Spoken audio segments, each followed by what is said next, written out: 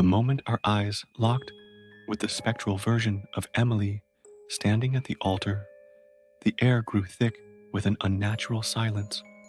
My breath hitched as I felt an invisible force pulling us forward, as if the very floor beneath us was compelling us toward the ceremony. The ghostly Emily's lips moved in a soundless vow, her eyes vacant, her hands trembling in Victor's grasp. The real Emily, beside me, was frozen in sheer terror, her fingers digging into my arm with enough pressure to leave marks. "No," she whispered, barely audible. "This isn't real. This isn't happening." But it was. The altar, the eerie lighting casting an unnatural glow, the shimmering, almost translucent guests in the pews. None of it should have been real. And yet, here we stood, witnesses to a ritual older than time. The entity wearing Victor's form turned toward us with an inhumanly slow movement, his grin widening into light. His eyes, once familiar, now gleamed with an abyssal darkness that sucked in all light. "You're just in time," he cooed, his voice layered with countless others, a symphony of suffering. "We were waiting for you." Emily shook her head violently, trying to step back, but the air behind us had solidified. I turned quickly, reaching out only to find an invisible barrier holding us in place. We were trapped. Victor extended a skeletal hand toward Emily. "Come now, my love. You accepted the proposal. The contract is sealed. You belong to me." The ghostly bride at the altar turned slowly, her face a perfect reflection of Emily's, save for the emptiness in her eyes. The fabric of her gown shifted, and beneath the layers of lace and silk, I caught glimpses of writhing shadows, grotesque and unnatural. My stomach churned at the sight. "I never agreed to this," Emily hissed, her voice barely above a whisper. "Not like this," Victor chuckled, a deep, rattling sound that reverberated through the cursed chapel. "Ignorance does not absolve you of a vow." He took a step forward, and the very air around us rippled. The guests in the pews, silent until now, began murmuring. Their voices were distorted, their faces blurred as if seen through warped glass. Some of them had no eyes, just hollow sockets dripping with dark ichor. Others were missing mouths entirely, yet their whispers persisted, weaving through the air like a sinister chant. Emily's breathing grew rapid.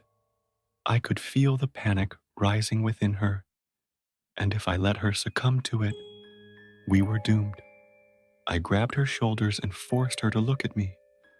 "We can fight this," I said, my own voice shaking.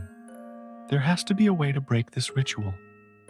Her wide eyes searched mine desperately. "How?"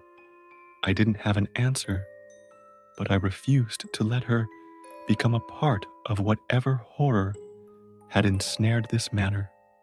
I turned back to Victor. "What if she rejects you?" Victor's smile faltered slightly, but the confidence in his stance remained unwavering. "That is not an option." "But it has to be," I pressed. "A marriage is only binding if both parties consent, right?" The murmuring of the ghostly guests grew louder, a ripple of uncertainty running through them. Victor's expression darkened. "She has already spoken her vows." Emily's grip on my hand tightened. "I never did." Victor tilted his head, his gaze narrowing. "You walked through the threshold. You adorned the ring. You danced in my halls. Every act was an acceptance, a silent vow." A cold dread settled in my gut. The traditions, the engagement, the preparations, the ceremony, every step had been part of the ritual, binding her without her knowledge, but that meant there had to be a way to undo it. Emily's eyes darted to the spectral bride still standing at the altar. "If I'm already part of this," she whispered, "then maybe I can undo it."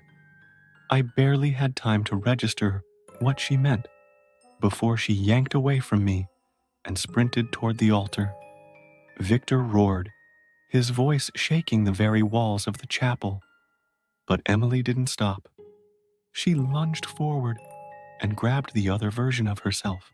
The moment her fingers touched the ghostly figure, a deafening wail erupted through the room. The spectral Emily convulsed, her form flickering like a dying flame.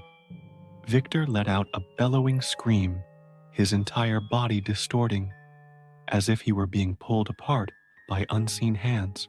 The guests in the pews shrieked, their bodies unraveling into tendrils of darkness that coiled and twisted through the air before dissipating. The altar cracked, fractures spreading through the marble like veins of light breaking through darkness. The invisible force holding me in place lifted, and I rushed forward just as Emily collapsed. I caught her before she hit the ground. Her skin was ice cold, her breath shallow. "Emily," I murmured, shaking her gently. "Stay with me." Her eyes fluttered open, unfocused, but alive. "Did it work?" I looked up. The chapel was disintegrating, the walls peeling away to reveal the decayed, abandoned ruin it truly was. Victor's form had collapsed into a mass of writhing shadows, his howls fading into nothingness. The weight of the curse was lifting. I pulled Emily close, holding her as the world around us began to stabilize. But even as the darkness receded, I couldn't shake the feeling that this wasn't truly over.